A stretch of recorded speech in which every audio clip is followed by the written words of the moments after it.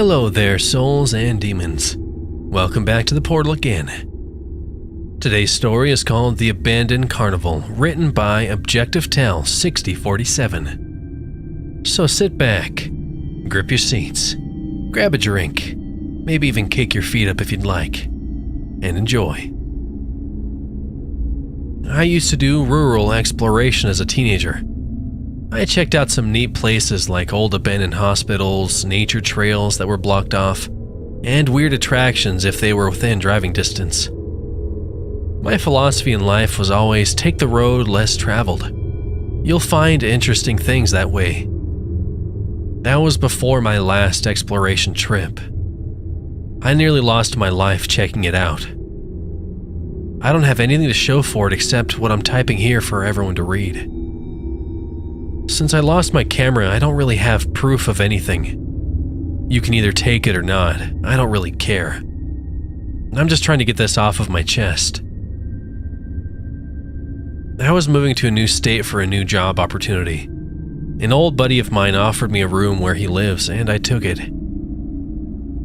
I didn't take much with me except my phone, some clothes, and my camera.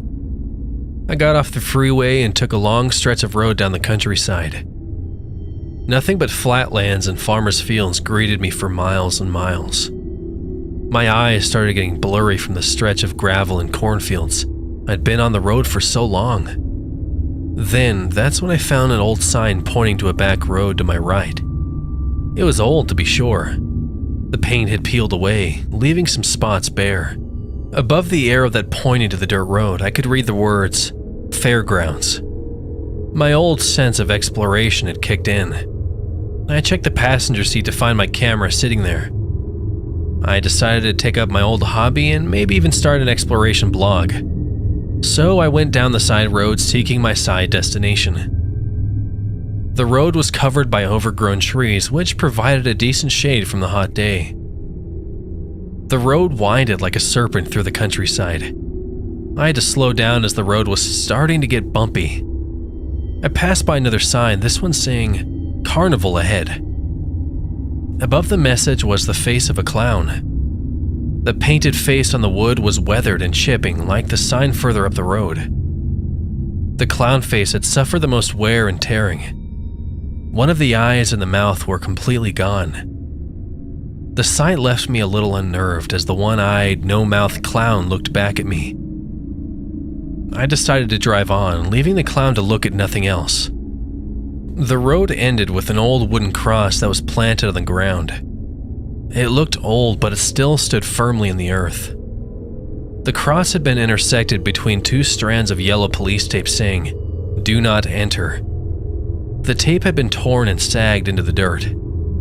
On the other side of the cross and tape was the remains of an old carnival. I exited my car to get a closer look.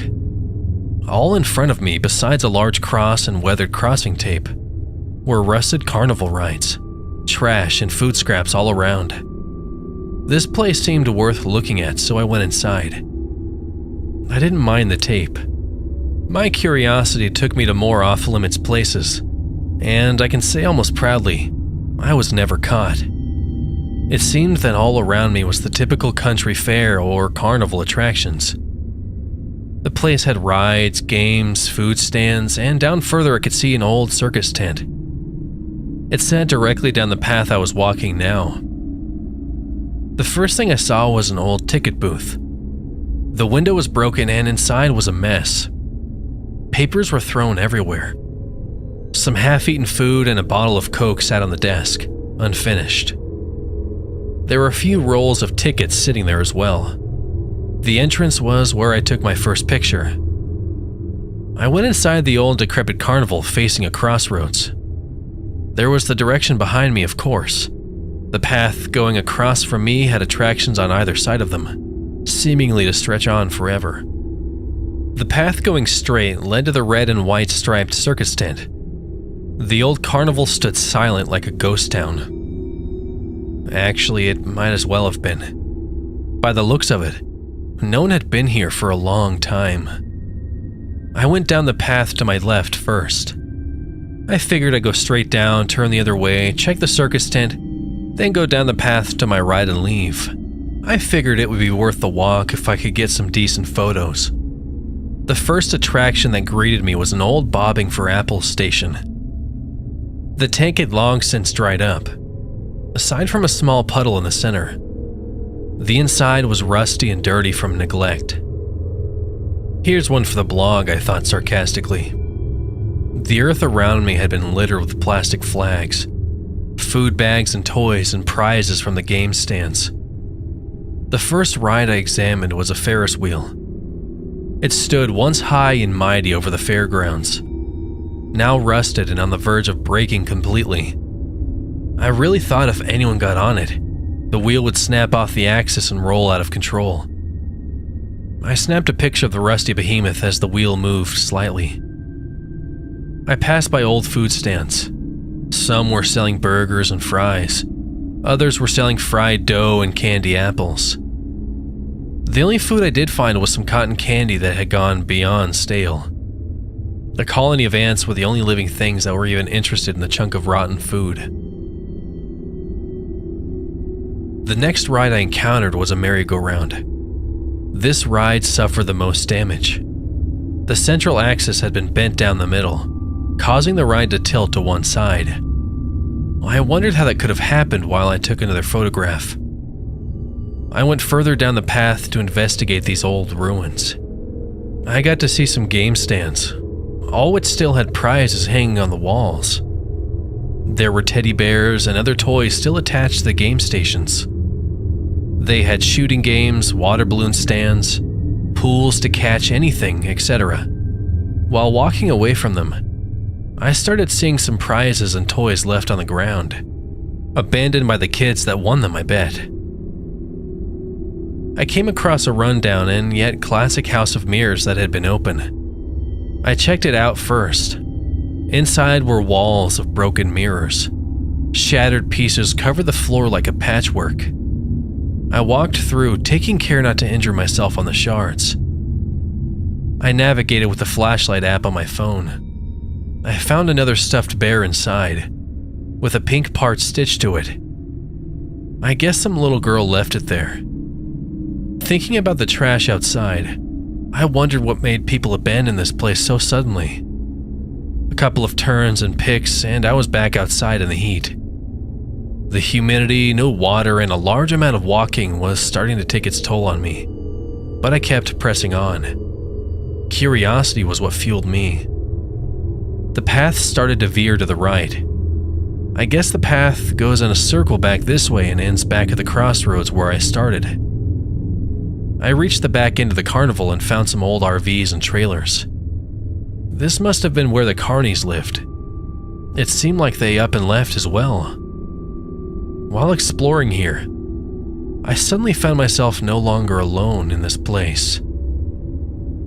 A few feet from me, standing in front of an old trailer with an unblinking blank stare, was a clown. His face was all white, except for the mouth, which was red. He was bald on the top of his head, but the hair he did have growing on the sides were a navy blue shade. He had a puffy orange suit with long white sleeves. In one hand, he had a plastic horn, and in his other, he had a large plastic hammer. I remember the clown craze from a few years ago. There were some in my old neighborhood that were just scaring people as a giant prank. I don't think they were really trying to hurt anybody, but they left people afraid to leave their own homes for a while. I remembered one night as a kid, one of them was at my bedroom window, tapping the glass and talking to me. "Let me in, little boy, and I'll give you some candy," he would say in a comical voice. He reminded me of Pennywise, the dancing clown from the original It movie. I never let him in, which made him start pounding on the glass. He shouted louder for me to let him in. "Let me in or I'll eat your soul," he would shout. The police were at my house shortly and arrested the guy. Just another teenager with nothing better to do. The craze stopped after that night in my town, but I was unsettled by clowns after that. Seeing this guy right here gave me that feeling of discomfort, but I tried telling myself it's just some guy in a clown outfit just playing around. I tried talking to the guy. I'm sorry if I'm trespassing, but I saw an old sign leading here and I got curious." He still stared at me. Then he tried honking his plastic horn, but no sound came out. I walked past him, not taking my eyes off of him. He kept staring me down as I walked away. I turned around briefly, but the next time I looked back, the clown disappeared, like he vanished into thin air. I continued walking, perplexed about the encounter. While walking the other half of the grounds, I came across a tree that had been decorated with shoes tied to the branches. I saw adult-sized shoes, and kids' shoes as well. Some looked old and beat up, while others looked relatively new. Another interesting pick for the blog. It wasn't just shoes I found, though. Along this side of the fairgrounds, I found more articles of clothing that were left behind. Some pairs of jeans and t-shirts were all over the ground back here. A bush on the path had been decorated by jewelry. They sat still in the bush, glistening under the blazing sun. It wasn't very long until I found the next attraction.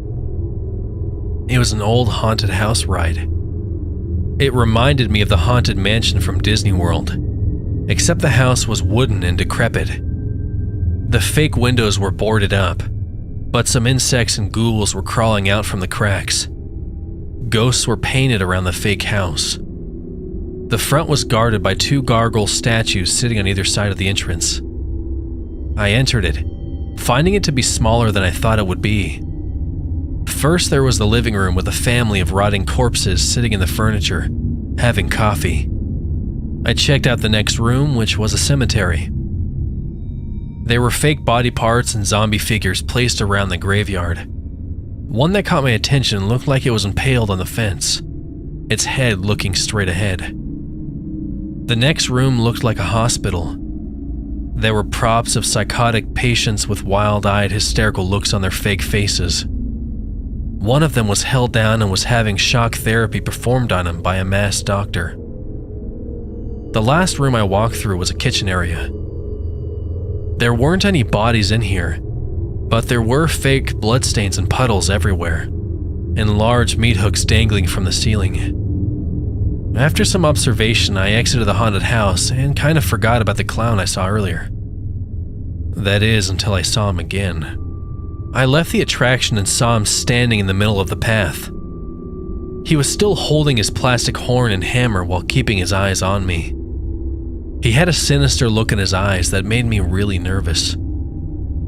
I asked him if he was following me, to which he remained silent as ever. Now, I've never really believed in ESP, and I don't listen to my gut feelings all the time, but looking at this guy, and seeing the abandoned clothing earlier, a voice in my head was telling me I shouldn't be here, that I wasn't supposed to be here, and if I stayed, something bad would happen. I walked down the dirt road, keeping my focus on the clown who I feared was stalking me. I decided I had seen enough and would just leave. I looked behind me briefly to see how far I had to go to get out. After turning back around, the clown vanished again. In that half a second my eyes looked behind me. There was no trace of him. I turned again to the trail ahead of me and he reappeared in front of me. There he was, like some predator that had blocked my escape. Seeing him suddenly gave my heart a jump start. He turned around and started walking down the pathway. At first he walked normally, but then he started skipping and dancing to some imaginary music. My mind was telling me to go the other way and avoid this guy entirely. I should have, but I didn't. Instead, I walked forward, behind the clown. I wanted to go backward, but it felt like some unseen magnetic force pulled me forward. I kept following the clown, who still skipped and danced along the way. A couple of times he cartwheeled down the dirt road. He honked his dead horn in the air with no sound out of it. His fake hammer swayed back and forth. All the while, a feeling of amusement came over me.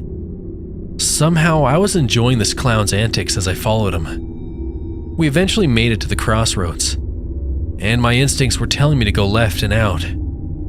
The clown and the mysterious pull he exerted pulled me to the right instead, leading to the circus tent.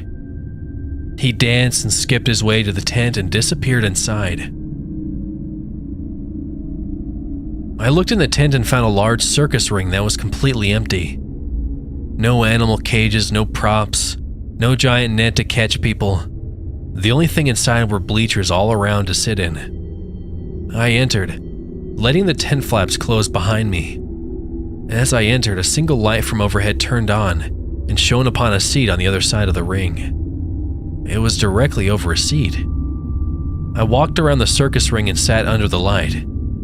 At that moment, the tent had started to spring to life. More lights overhead were turning on and moved in different directions, creating their own show.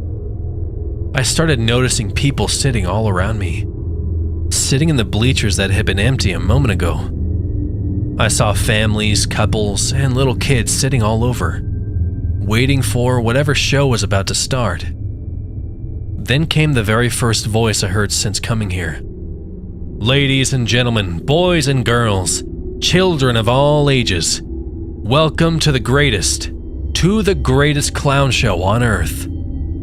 Out on the circus ring, I saw the same clown that led me here, taking on the role of ringmaster. I'm your host, Bobo the Clown, he shouted in a comically cartoonish voice. He honked his plastic horn, and this time sound came out of it. He threw the horn up in the air. It disappeared and never came back down. Now for our opening act, he boomed at the audience. The Clown Brigade. He pointed to a small toy car that drove into the ring. Like some old magic act or cartoon, adult-sized clowns came out of the tiny plastic car. There were 7 altogether, including Bobo.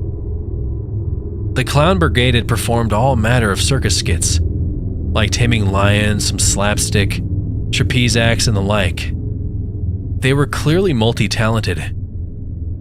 I confessed I was enjoying the show and had forgotten why I was nervous around clowns. Whether the people around me were real or not, I was laughing with them. The whole thing seemed real to me. After performing a whole night's worth of skits, Bobo re-entered the ring and cartwheeled right up to me. He didn't give me any sinister looks but smiled delightfully at me, and I smiled back. Hi there, Jimmy, he greeted me. Would you like to see some magic? I nodded. He took out a long balloon and twisted it into the shape of a puppy. Then he took out a large needle and popped the balloon. A real breathing puppy appeared in his hand in the place of a balloon dog. He handed the puppy to me, and I gladly accepted it. I had a dog like this as a kid. He licked my fingers while I held him. For my next trick, he said, as he pulled out a lit torch from seemingly out of nowhere. I'm gonna eat this fire without burning myself. He bent the torch, so the flame was directly facing him. He swallowed the flame without hurting himself. It was responded with the obligatory oohs and ahs. He belched and fire burst out of his mouth briefly. Everyone laughed as Bobo covered his mouth, bashfully. Then he looked back at me. For my last trick. My phone started ringing. I excused myself as politely as possible after being pulled out of my hypnotic state. It was a text message from my friend. I decided I'd answer later. I turned back to Bobo and found the circus ring as dark as when I first entered it. He was in front of me in a bowing, slouched posture. The heavy smell of blood and rot assaulted my nose. I looked in my hands and saw not the puppy Bobo handed me moments ago, but a tiny rotting body of a long dead puppy in my palms. I threw it to the ground in disgust and looked around me. I witnessed the grotesque imagery of bodies long since decomposed sitting in the seats around me. I slowly turned back to Bobo. For my last trick. He raised his head. What looked back at me wasn't the face of a normal clown. He smiled back at me with teeth, like knives, revealed by an impossibly wide grin. His eyes were bright red like flames. The next words he said were not his exaggerated clownish voice, but a deep, demonic roar. "I'm gonna eat your fucking soul!" He lunged at me, but I dodged him in time. He hit the wooden seats with a loud crack. I looked back at him, whatever he or it was. He positioned himself and his limbs stretched. He looked pale, white as bone and gangly. They bent in the opposite direction. I could hear his arms and legs cracking and stretching into spider-like appendages. His head, which was upside down, now twisted right side up and faced directly at me. He charged at me on his elongated limbs with a wide stride. I did my best to outrun it. I ran down the dirt path and heard its steps inching ever closer to me. I heard a mix of roars and profanities coming from its mouth. I made to the edge of the field right where the old cross stood. I tripped over and fell to the earth and curled up in a fetal position, not sure if it would do me any good. I waited for my doom, but it didn't come. I peeked through my hands and saw nothing around me. Only the old carnival stood out in the field. I ran to my car and drove away like a madman. That evening I made it to my friend's house, and I must have looked like shit. I didn't tell him what I saw. While moving in, I realized my camera was missing. I must have left it back there. About a week later, I asked my friend if he knew anything about an abandoned carnival. He told me that it used to be the highlight of the community when it came at the end of the summer. It was where everyone got together. Then it was abandoned several years ago. During its last season of operations, people started going missing, mostly women and children. Some of them were found again in the forest, mutilated. This was around the same time that the carnival got a new mascot, Bobo the Clown. It turned out he was behind the disappearances and deaths of several people. He had been using them for some sort of satanic rites. One person had survived encountering him and killed him in self-defense. The local church, fearing whatever evil the clown had summoned or tainted the place with, erected a large cross within the grounds. The place had been abandoned ever since. However, there have been recent cases of people going missing, having been seen in the fairgrounds. I think about how lucky I was having escaped. I was lucky about how I escaped the grasp of whatever fiend had lured me and would have feasted on me. I don't go urban exploring anymore, and ever since then, I have been more afraid of clowns than I used to be. Whenever I do see one, I swear I can see the red eyes of Bobo glaring at me, and the smell of rot emanates from them.